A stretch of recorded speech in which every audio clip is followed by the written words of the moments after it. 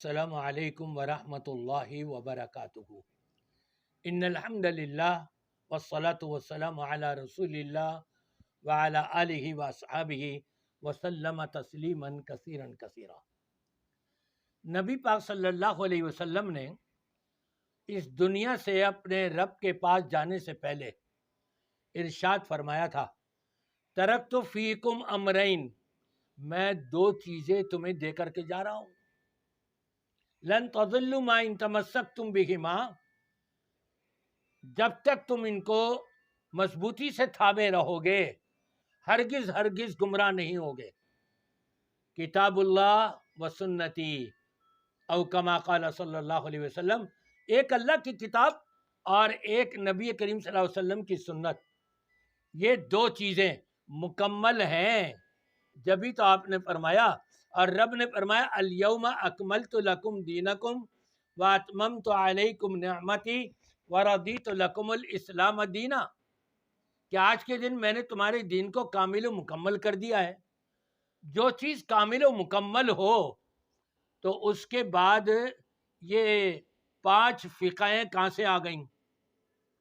فقہ حنفی ہے، فقہ شافعی ہے، فقہ مالکی ہے، فقہ حنبلی ہے، فقہ جعفری ہے، اب تو اور کئی بڑھ گئیں۔ فقہ حنفی میں بھی اور کئی بن گئیں، فقہ رضائی ہے، سہروردی ہے، چشتی ہے، قادری ہے، کیا کیا فقہیں بن چکی ہیں یہاں پر، جبکہ نبی پاک صلی اللہ علیہ وسلم نے فرمایا تھا یہ دو چیزیں ہیں، ان کو مضبوطی سے تھامے رہو گے ہرگز گمراہ نہیں ہوگے۔ کیا مطلب؟ ان کو چھوڑ کر اب جب فقہ کی طرف دوڑ لگا لو گے تو میاں گمراہی گمراہی، وہ کس طرح سے؟ پہلے آپ یہ سن لیجئے۔ عشق زیور حصہ نمبر 2 صفحہ نمبر 5 مسئلہ نمبر 26۔ مولانا اشرف علی تھانوی رحمہ اللہ لکھتے ہیں کہ اگر انگلی پر نجاست لگی ہو تو 3 بار چاٹنے سے انگلی پاک ہو جائے گی۔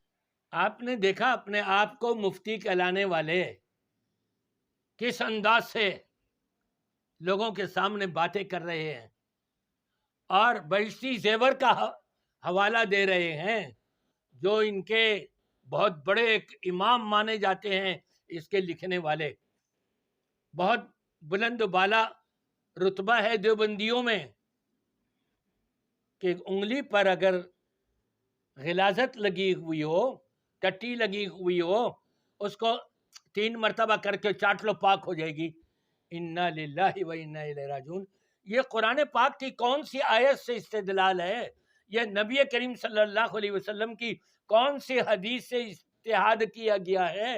میں مفتی طارق مسعود صاحب سے کہوں گا کہ آپ کہتے ہو کہ یہ 4 فقہ ہیں، اور اہل حدیثوں تم بھی اپنی 5ویں فقہ لے آؤ۔ ہم کیوں لائیں 5ویں فقہ؟